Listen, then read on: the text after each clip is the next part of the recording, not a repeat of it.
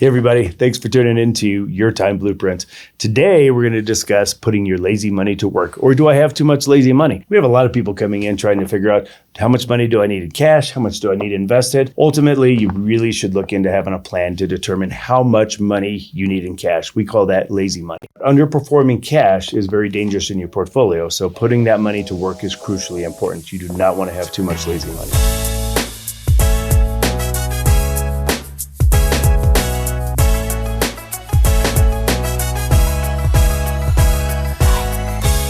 So let's talk about what lazy money is and how do you know if you have too much money sitting in a lazy position. So the definition of lazy money is money that's just not growing for you. It's not working.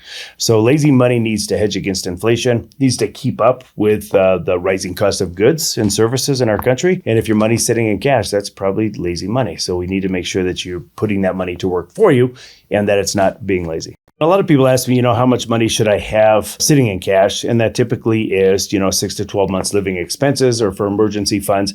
I think the reason that we see too much money sitting in cash or too much lazy money out there is people are frightened of the stock market. They're absolutely frightened that maybe they'll lose some of that money right before retirement date or in their retirement when they can't afford to take that risk. So again, that's where just a good financial plan comes into play. And you need to determine what are my emergency expenses going to be? What if I have a car repair? What if I need to take a big vacation?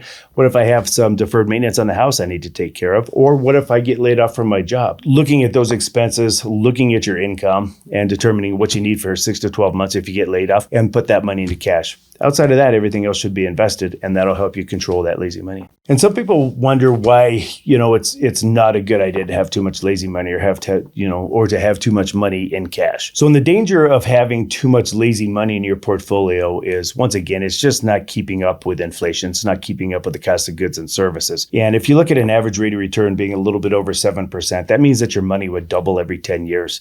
So, if somebody has $100,000 in lazy money at today's interest rates, you can get 5 or 6% at fixed income. That's $5,000 to $6,000 a year in compounding growth in that portfolio. Over 10 years, that can end up being, $100,000 in growth in that portfolio. So you definitely want to make sure that that lazy money is not sitting idle and you are putting it to work, because it's definitely going to compromise the growth of your portfolio and hinder your retirement. So we have clients come in and we review their portfolios. And so people that are coming in to interview with us to become a client will evaluate their portfolio. And even today, we see a lot of lazy money out there, which is unfortunate. So what we do is we build a plan for all of our clients.